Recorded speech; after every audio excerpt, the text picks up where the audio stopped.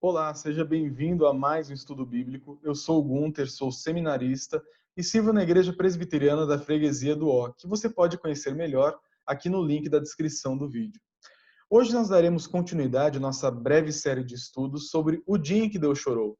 Semana passada nós vimos o dia em que Deus chorou a morte de um amigo, no capítulo 11 do Evangelho de João, quando fala da morte de Lázaro. Hoje nós veremos o dia em que Deus chorou a rebeldia de um povo. E o nosso texto de hoje está no Evangelho de Lucas, capítulo 19, do verso 41 até o verso 44. Eu colocarei o texto aqui na tela, irei lendo, trazendo explicações e ao final aplicações para a nossa vida. É um texto curto, então todo o texto está bem aqui nesse mesmo slide. Assim diz o texto do nosso estudo de hoje. Quando ia chegando, se referindo a Cristo chegando a Jerusalém, vendo a cidade, chorou e dizia: Ah, se conheceras por ti mesma ainda hoje o que é devido à paz. Mas isso está agora oculto aos teus olhos. Pois sobre ti virão dias em que os teus inimigos te cercarão de trincheiras, e por todos os lados te apertarão o cerco, e te arrasarão, e aos teus filhos dentro de ti. Não deixarão em ti pedra sobre pedra, porque não reconheceste a oportunidade da tua visitação. Lucas 19, 41 a 44. Nesse breve texto da Escritura, nós temos o relato novamente do nosso Deus, Senhor Jesus Cristo, chorando. E pelo que Jesus chorou nessa passagem? Eu não sei se você já fez esse exercício, eu quero te ajudar com essa próxima imagem aqui, de contemplar a sua cidade. Eu que estou te falando aqui sou paulista, moro aqui em São Paulo, não sei se alguém fora de São Paulo está assistindo esse vídeo, mas eu não sei se você já teve a oportunidade de olhar a sua cidade de um ponto alto. Talvez do topo de uma montanha, do topo de um prédio alto lá no centro, uma viagem de avião, talvez uma foto no Google. Eu não sei se você já fez essa experiência, mas é algo semelhante ao que esses dois homens aqui na parte de baixo dessa pintura estavam talvez fazendo nesse momento. Quando você olha para uma grande cidade, como aqui é o caso de Jerusalém, você pode contemplar nela vários aspectos. Você pode olhar para a imagem como um todo e ver um grande borrão, né? Talvez diferindo os telhados das casas, uns são laranjas, outros são claros, você vê apenas uma grande imagem borrada, não se preocupando muito com os detalhes. Você pode talvez dar um pouco mais de zoom e reparar talvez que tem áreas diferentes na cidade. Mas aqui à esquerda parece a parte mais rica da cidade, com construções maiores, tem um teatro bem no meio. Nós temos aqui no lado mais direito da imagem o templo reconstruído, né, o segundo templo, construído por Esdras e Neemias e depois reformado por Herodes. Aqui mais na frente da imagem, a parte mais pobre da cidade. Você pode reparar nas muralhas, pode reparar nesse tanque mais aqui no canto inferior. Você pode começar a reparar em detalhes. Mas talvez você não tenha parado para pensar quando olha para essa imagem, ou quando você olha para a sua cidade do alto ou de algum ponto de referência, nas pessoas. Às vezes nós temos a tendência de olhar para esses grandes aglomerados urbanos e não reparar que, na verdade, não se tratam apenas de construções, não se tratam apenas de vias, de casas, de carros, arranha-céus, túneis e metrôs. Não se trata disso. Uma cidade se trata de pessoas, se trata de cultura, se trata da história de um povo. Quando você olha, por exemplo, para Jerusalém aqui, você não está tratando apenas de construções. Você está tratando de uma cidade que tem uma história muito antiga, a história de uma cidade que já passou por várias situações adversas. Uma cidade, por exemplo, que já foi cativa por povos pagãos antes de Josué conquistá-la, uma cidade que se tornou capital do império com Davi, uma cidade que foi destruída pelos babilônicos e reerguida por Esdras, Neemias, Ageu e Zacarias, uma cidade que foi dominada pelos gregos no período interbíblico, uma cidade que passou por dominação romana, uma cidade que passou por várias lutas e dificuldades. E não apenas a cidade, mas as pessoas que habitam nela. Talvez você não consiga enxergar aqui no YouTube, mas existem vários pontinhos pretos espalhados pela tela, que são as pessoas da cidade. Talvez quando você olha para uma foto de São Paulo, ou olha para São Paulo de longe, ou para seja lá qual seja a sua cidade, talvez você não repare na vida de pessoas. Talvez não repare que existem centenas, milhares, milhões de pessoas ali, criadas à imagem e semelhança de Deus. Jesus, quando estava em uma posição talvez semelhante a desses homens na pintura, ele olhou para essa cidade. Ele olhou para esse grande aglomerado de casas. Olhou para esse grande aglomerado de pessoas criadas à imagem e semelhança de Deus. E diante desse grande cenário, ele chorou. E aqui no nosso texto, nós temos um detalhe bem interessante para você que assistiu. o nosso estudo da semana passada em João capítulo 11, é que a palavra utilizada para choro em João capítulo 11, eu trabalhei com vocês isso, é um choro que envolve uma insatisfação, uma tristeza e também, de certa forma, uma ira. Naquele caso específico, Jesus estava chorando porque ele fica incomodado porque o seu amigo faleceu, ele fica incomodado porque ele vê pessoas tristes e aquela tristeza é algo que mexe com ele também. Ele fica incomodado em ira porque ele vê a incredulidade das pessoas que duvidam do seu poder, duvidam da sua missão e têm visões teológicas erradas sobre quem ele é e qual que era seu papel naquele contexto. Então nós vemos um misto de sentimentos. E alguns estudiosos ainda dizem que o choro dele naquela passagem, a palavra utilizada no original, se refere mais precisamente a um choro mais silencioso, quando apenas escorre aquela lágrima de uma profunda comoção interna. Aqui no nosso texto, o choro é diferente. É outra palavra utilizada que traz mais uma ideia de um choro em voz audível, um choro realmente sério, um choro muito forte, que mostra uma profunda angústia diante daquilo que está se observando. Jesus tinha passado já pela entrada triunfal em Jerusalém, ele já tinha feito grande parte do seu ministério, nós estamos aqui na última semana da vida de Cristo, e nesses últimos dias da vida do Senhor Jesus, antes da sua crucificação, ressurreição e ascensão aos céus, ele passa por vários momentos críticos. E aqui nessa passagem de Lucas, capítulo 19, nós temos o nosso Senhor Jesus olhando para a principal cidade do Antigo Testamento, a cidade núcleo dos grandes eventos da história de Israel, e chora. Derrama lágrimas atrás de lágrimas, com profunda comoção interna. E diante daquela situação de choro e de angústia que ele estava passando, ele profere um lamento. E algo muito importante nós separarmos aqui é que o nosso Deus, Senhor Jesus Cristo, ele não era apenas um homem avulso na sociedade. Jesus chamava para si vários títulos. Ele não era apenas um guru, ele não era apenas um mestre que andava no meio do povo. Ele era, na verdade, também um rei, um sacerdote e um profeta. E como profeta, ele age assim como o profeta Jeremias teve atitudes no passado, assim como ele agiu no passado. O profeta Jeremias ficou até com a alcunha de o profeta chorão, porque no livro de Jeremias temos vários e vários registros falando de momentos em que o profeta Jeremias chorou por conta da rebeldia da cidade, da maldade do seu povo e a dureza de coração daquela nação. E quando olhamos para o ministério de Jesus Cristo e dos outros profetas do Antigo Testamento, vemos que há uma similaridade. Todos esses profetas, incluindo o nosso Deus, Senhor Jesus Cristo, choraram pelo povo. Choraram quando entregaram uma mensagem dura para aquele povo. É até algo interessante repararmos que existe um certo fator de paixão na transmissão da mensagem. Não basta falar a verdade, mas os profetas de Deus falam com o coração também. E Jesus chora diante daquela situação e profere um lamento sério, um lamento com autoridade, mas um lamento que era algo importante para ele também, como Senhor daquele povo, Senhor daquela cidade, Senhor de toda a terra. Olha o que o Senhor Jesus disse diante daquela situação. Se conheceras por ti mesma, ainda hoje, o que é devido à paz, mas isso está agora oculto aos teus olhos.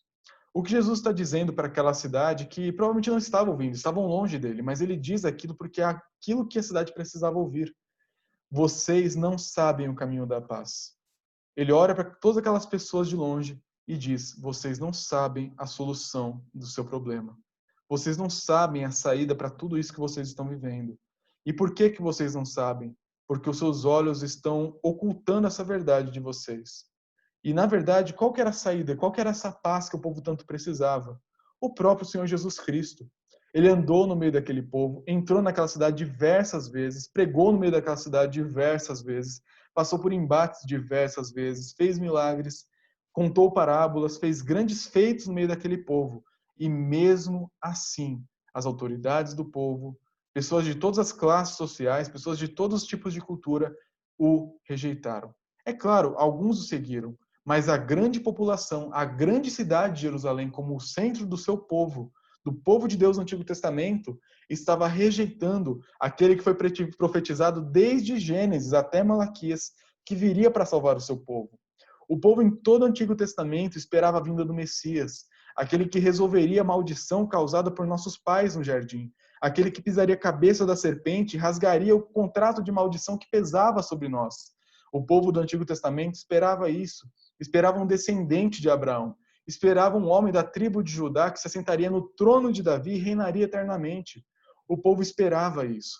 Quando lia os profetas do Antigo Testamento, lia Miqueias, reparava que ele viria de Belém, reparava que ele viria montado num jumentinho.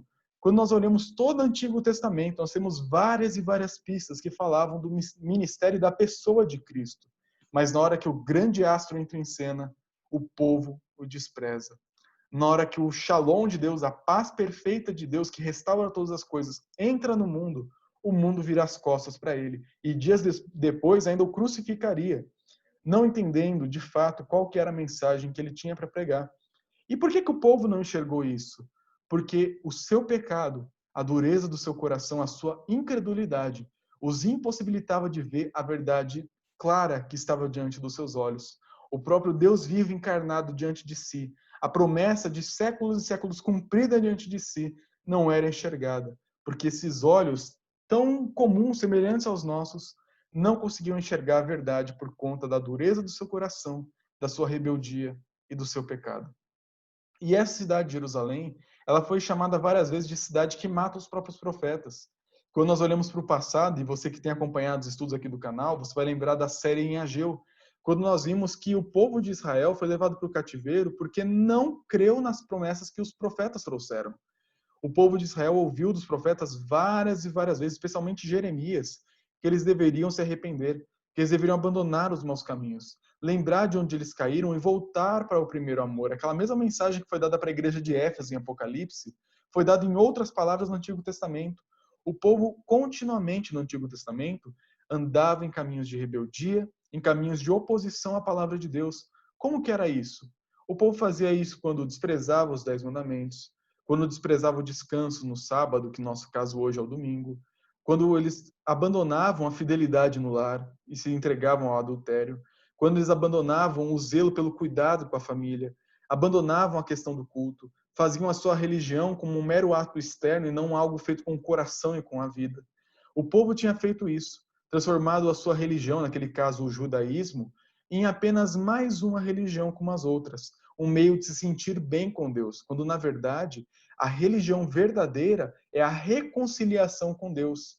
Religião em si não é algo errado. A gente fala assim, o problema do mundo é a religião. Calma, não vá tanto por aí, isso é um pouco radical. A religião em si é a religação que o homem tem com Deus.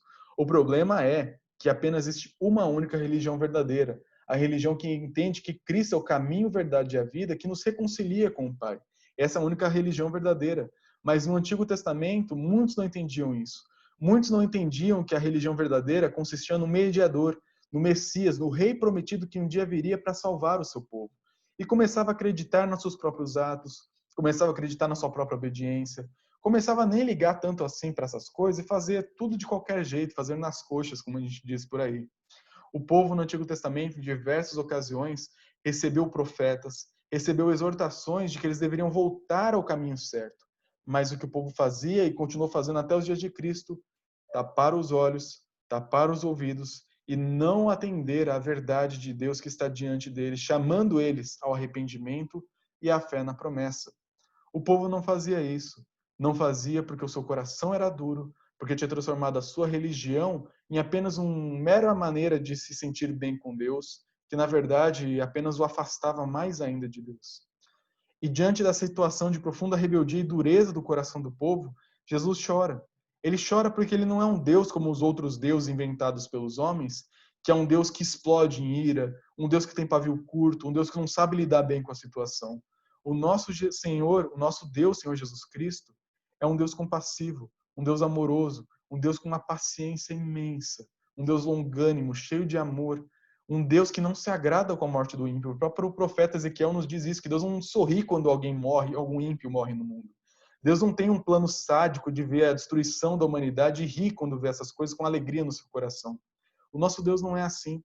O nosso Deus é um Deus cheio de compaixão, um Deus que vê a dor do mundo e o próprio Senhor Jesus sentiu essa dor do mundo na cruz. Um Deus que vê a maldade que há no mundo e experimentou essa maldade do mundo quando esteve encarnado aqui nessa terra e continua encarnado nos céus, glorificado à destra de Deus Pai. Nós temos um Deus que sabe o que é sofrer, um Deus que soube o que é o pó dessa terra. O Senhor Jesus viu tudo isso desde o começo. Viu isso na época do cerco de Jerusalém, em 586, com Nabucodonosor. Viu isso quando o povo fez o censo na época de Davi. Viu isso quando o povo desprezou os profetas durante todo o Antigo Testamento. Jesus sempre existiu, ele sempre viu a rebeldia do seu povo. E agora, encarnado, ele olha para aquela cidade e chora, vendo a mesma situação se repetindo de novo e de novo, por conta da dureza do coração dos homens. E então ele fala, como um bom profeta, o que vai acontecer para aquela nação. Jesus diz para o povo: pois sobre ti virão dias em que os teus inimigos te cercarão de trincheiras, e por todos os lados te apertarão o cerco, e te arrasarão, e aos teus filhos dentro de ti. Não deixarão em ti pedra sobre pedra, porque não reconheceste a oportunidade da tua visitação. E as palavras de Cristo, pois sobre ti virão dias, é muito parecido com as palavras dos profetas do Antigo Testamento. Jesus diz para o povo o que o povo estava fazendo e agora fala o que o povo receberia por sua atitude. Virão dias no futuro em que os seus inimigos te cercarão, montarão trincheiras, te apertarão, te cercarão, arrasarão, destruirão e não sobrará pedra sobre pedra. E essas palavras de Cristo começaram a se cumprir no ano 66 depois de Cristo, 40 anos depois dessas palavras serem proferidas pela primeira vez. Quando a nação judaica começou a se rebelar contra o governo de Roma, e então começaram as guerras de Roma contra os judeus, terminando no ano 70, quando o próprio templo de Jerusalém foi destruído por Tito, pelo governador Tito, general Tito, na verdade, que destruiu a cidade, destruiu o templo, matou milhares e milhares de judeus, grávidas, homens, crianças, jovens, gente de todo tipo. Foi um dos maiores massacres da antiguidade. Uma guerra extremamente violenta e que restou apenas uma cidade completamente devastada. As palavras de Cristo se cumpriram na história. Isso até mesmo um ateu pode reconhecer, basta apenas ler o que aconteceu naquela época. O ano 70 foi um ano de profunda amargura para os judeus. O ano que marcou o fim de uma era, o fim de um período em que o povo tinha um templo, em que o povo tinha uma nação que funcionava por dentro de um sistema religioso estabelecido.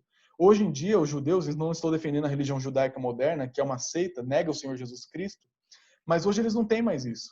Não tem mais a sua cidade como era antes, não tem mais o seu templo como era antes, não tem mais a sua religião, os sacrifícios como eram antes, e inventam várias desculpas, né? Nós não temos mais que sacrificar, agora nós temos que orar. Ah, nós não temos o templo, mas o Messias virá e vai reconstruir o templo. Tem várias expectativas erradas sobre o que vai acontecer no futuro, porque no ano 70, a nação de Roma, o Império Romano, destruiu completamente a nação judaica e botando um ponto final em toda aquela história que o povo tinha no Antigo Testamento. Porque o prazo que Deus tinha dado para aquela nação, reconhecer o Senhor Jesus Cristo como nação, naquele contexto, estava chegando ao fim. E do ano 66 ao ano 70, o relógio terminou a sua contagem e Deus enviou juízo sobre aquela nação. E ela nunca mais voltou a ser aquilo que era antes. De fato, as palavras de Cristo, que são duras e falam o que aconteceu em detalhes, nos mostram como que aquela destruição foi terrível, para um povo que tinha um coração terrível também. Um povo que negou a Cristo. Um povo que esperou com tanta expectativa, mas na hora que veio o tão esperado Messias, o crucificou, cuspiu em sua face e o abandonou, chamando ele de falso profeta, de filho de Belial e outros nomes piores que não estão registrados na Escritura. É isso que aconteceu com aquela nação. E diante de tudo isso que Jesus já sabia que ia acontecer, ele determinou toda a história, ele tem controle de tudo. Ele chora, ele se compadece daquilo, profundamente comovido por toda aquela dureza e rebeldia de um povo que diz ser seu povo, mas que na verdade segue por caminhos tortos e que vão distante daquele que é o Deus de Israel. E no final ele fala: tudo isso vai acontecer porque vocês não reconheceram a oportunidade da sua visitação. E essas palavras de Cristo referem propriamente à sua primeira vinda. O povo teve o tão esperado Messias diante de ti. Eles viram Jesus entrando na cidade, aclamaram ele aqui no próprio capítulo 19 como bendito aquele que vem em nome do Senhor, hosana ao filho de Davi. O mesmo povo que fez isso dias depois o crucificaria. O mesmo povo que pensou que ele era o grande libertador militar, agora estava frustrado e o mandaria para uma cruz, morrer como um ladrão, morrer como um indigente. E porque eles não reconheceram a oportunidade que estava diante deles, do próprio Deus encarnado, o Messias prometido diante deles, eles sofreriam o que sofreriam. Eles não reconheceram uma visitação que veio em paz e agora receberiam uma futura visitação que virá em juízo. Jesus veio como aquele cordeiro que veio tirar o pecado do mundo na sua primeira vinda. Mas quando ele voltar, ele voltará como o leão da tribo de Judá que vai punir os seus inimigos e estabelecer justiça perfeita no cosmos. Jesus, na sua segunda vinda, na sua visitação, na sua segunda visitação, Ele irá colocar cada homem, cada mulher, cada criança, cada pessoa que já viveu nessa terra diante de si e haverá o julgamento perfeito pelo juiz perfeito. E terminando esse texto que é tão duro, que é tão pesado, né? Até é difícil tentar esboçar uma alegria falando sobre isso. Eu quero trazer algumas aplicações que condizem com a mensagem aqui do nosso texto. Em primeiro lugar, eu já disse e quero que você lembre muito bem disso. O nosso Deus não é um sádico divino. O nosso Deus não se diverte com os infortúnios dos homens. Ele não se alegra com o mal e nem com a morte do ímpio. Então, não pense, quando acontecem catástrofes por aí, que Deus está rindo como algum tipo de maníaco celestial. Tem pessoas que criam uma imagem de Deus desse jeito por conta da culpa nossa. Que fala assim, isso está acontecendo porque o povo faz isso mesmo. Isso está acontecendo porque Deus está com raiva do mundo e está agora punindo o mundo com o coronavírus. Isso está acontecendo por isso, porque Deus está castigando. Isso é castigo de Deus. Cuidado, irmão. Se Deus não te falou explicitamente que aquilo é castigo de Deus, quem é você e quem sou eu para falar que é? Então não faça isso. Tome cuidado para não tomar uma posição de um profeta e falar coisas que, na verdade, não condizem com a palavra de Deus. O nosso papel na vida dos nossos irmãos e do mundo é falar o que a palavra fala. É falar do jeito que a palavra fala. Não é para ser duro onde não é para ser duro, não é para ser mole onde não é para ser mole. É para agir da maneira como a palavra nos pede, sermos fiéis ao que o texto nos diz. Porque quando nós queremos dar uma de arauto de Deus, que sabe mais do que a Bíblia nos fala e quer interpretar a realidade falando por que Deus fez o que fez, você pode causar efeitos extremamente danosos para você, para a Igreja de Cristo e para o mundo. Por isso, tome muito cuidado. O nosso Deus não é um Deus sádico. Ele não fica no céu cheio de raios mirando na cabeça de pessoas para atirar. Não é um Deus que gosta de ficar punindo e tramando artimanhas para pegar pessoas no pulo. Nosso Deus não te deu o direito de interpretá-lo dessa forma. Interprete-o de acordo com os textos. É algo duro, mas é o que é preciso ser dito, porque muitos crentes hoje em dia dão o nome de Deus à zombaria por conta de falta de sabedoria na hora de falar. Gente, esse estudo de hoje aqui tá só pancada, tá? Eu não gosto disso. Mas é porque o texto nos pede a reflexão sobre esses assuntos. Então, não pense que eu gosto de dar paulada por dar paulada com o texto bíblico. Cajadada é para o nosso bem e eu levo ela em primeiro lugar quando digo isso para vocês aqui no vídeo. Em segundo lugar, a nação de Israel teve diversas oportunidades de se arrepender. Tiveram até mesmo o próprio Messias dentro dos seus muros, mas ao invés de crer nele, o crucificaram. E aí, eu quero que você pare para pensar nisso. As histórias da Bíblia não são histórias da carochinha, histórias que a gente finge que aconteceu. De fato, pessoas viveram naquela cidade. De fato, pessoas viram a Cristo, ouviram a sua mensagem, ouviram como nós ouvimos hoje através da Escritura. Pessoas como nós hoje, que ouviram a palavra de Deus, ouviram o chamado ao arrependimento e mesmo assim não deram ouvidos ao Senhor. Pessoas que a mensagem entrou por aqui e saiu por aqui. Será que nós, assim como Israel, não estamos desprezando as oportunidades que Deus nos dá de nos arrependermos? Será que você, que é membro de uma igreja saudável, uma igreja que tem bom ensino bíblico, você que tem procurado conteúdo aqui no YouTube e por acaso achou esse canal e está assistindo aqui, será que você, através desses meios todos, de toda essa informação, esse boom de cristianismo que nós temos hoje, não está desprezando todas as oportunidades que Deus te dá de se arrepender do seu pecado? Será que você está se tornando apenas um consumidor de teologia, ao invés de alguém que é realmente profundamente movido por ela, e então reage em arrependimento, fé, alegria e gratidão diante do nosso Deus? Nós não podemos simplesmente ler a Bíblia, simplesmente ouvir sermões e estudos e pensar que isso é algo que meramente nos informa. Realmente, a informação é importante, mas nós precisamos entender que, junto com a informação, vem a responsabilidade. A Bíblia diz mesmo que os mestres, os pastores, vão ter dupla cobrança, porque nós estudamos muito mais o texto, temos nossa tarefa de fazer isso. Então nós temos dupla culpa, porque nós ensinamos e estudamos o texto ainda mais do que outros membros. Mas você que está me ouvindo aqui tem acesso à palavra. Hoje mesmo você ouviu alguns versículos aqui, exposição deles e referência a outros mais. Como que você tem utilizado esse conteúdo? Meramente como um espetáculo, algo que você assiste, consome e acabou? Cuidado. Israel fez isso e teve o fim que teve. Nós precisamos tomar cuidado para não desprezar as oportunidades que Deus nos dá de nos arrependermos e de mudarmos a nossa vida de acordo com a palavra que recebemos. E por último, nós precisamos reconhecer hoje, no caso, nós estamos agora no mês de setembro, as diversas oportunidades de arrependimento que Deus nos dá. Precisamos olhar para esse Deus que chora e encontrar em sua profunda compaixão o perdão. Mensagens como essa são desanimadoras. Eu acredito que talvez no lugar de você que está me ouvindo, talvez não ficaria sorrindo ao ouvir esse tipo de mensagem. Talvez pregando num púlpito, talvez ficaria aquele grande climão na igreja. Porque não é algo que anima o nosso coração. Mas eu quero que você saiba o seguinte, algo que a própria Bíblia nos mostra nas cartas de Paulo aos Coríntios, que existem dois tipos de tristeza nesse mundo. O primeiro tipo de tristeza é a tristeza do mundo. É a tristeza que te faz ficar destruído pela maldade que há no mundo, destruído pela culpa, destruído pelos fardos que você carrega e que somente te leva para a morte. Te leva para o suicídio, te leva para a desesperança, te leva para patologias, te leva para vários tipos de perigos na sua vida. Essa é a tristeza do mundo. Mas tinha um outro tipo de tristeza. Uma tristeza que eu e você precisamos almejar, que é a tristeza segundo Deus. E que tristeza é essa? É aquela tristeza que vem ao nosso coração pelo Espírito Santo quando nós temos convicção do nosso pecado. Quando nós ouvimos mensagens como essa de Lucas, capítulo 19, e outras partes da Escritura, percebemos que estamos em falta diante de Deus. Percebemos a nossa miséria, percebemos a nossa fraqueza, percebemos o quanto estamos distantes do ideal que Deus tem para a nossa vida. E isso nos amarga a vida. Isso nos pesa nos ossos. Assim como o Salmo 32 nos fala, os nossos ossos parecem que se contorcem com profundos gemidos por causa do nosso pecado. Mas esse tipo de tristeza, que é ruim, que nos faz chorar, deve nos levar então para o arrependimento que nos dá vida. Se você, assim como eu preparando essa mensagem, fica moído por esse texto, por essa dureza do povo e essa dureza nossa hoje, saiba que Deus pode estar usando isso hoje na sua vida, com profunda tristeza e amargura, para te transformar, para te dar arrependimento, para te conduzir para uma vida diferente daquela que você tem vivido hoje, diferente daquela que eu tenho vivido hoje.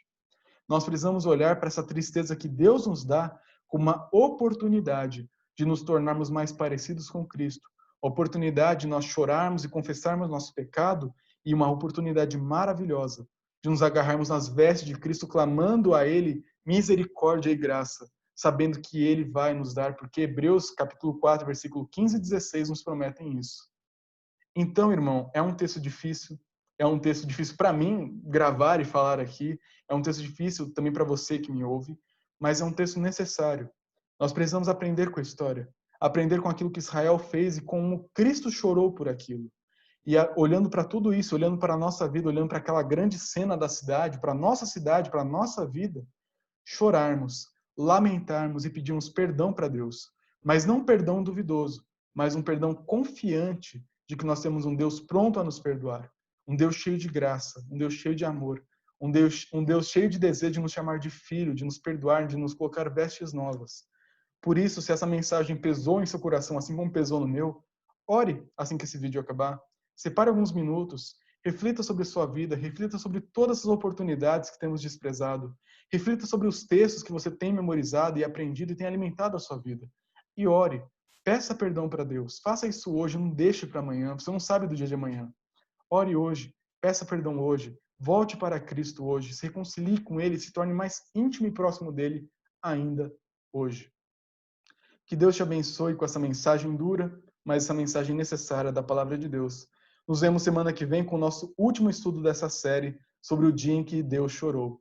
E caso você tenha alguma dúvida, algum comentário, algo que você achou interessante e queira compartilhar, escreva aqui nos comentários do vídeo no YouTube, isso ajuda o vídeo a se tornar um pouco mais visível para outras pessoas. E também, caso tenha gostado, clique no gostei. Caso não tenha gostado também, pode clicar no não gostei, eu não vou me incomodar com isso não, tá bom? Vejo vocês na próxima semana. Não esqueça, essa mensagem é para os filhos de Deus, essa mensagem é para mim e é para você. Por isso, aproveite essa oportunidade, ore e se reconcilie com o Senhor. Que Deus te abençoe e te dê graça para viver o dia a dia debaixo da poderosa mão dele. Amém.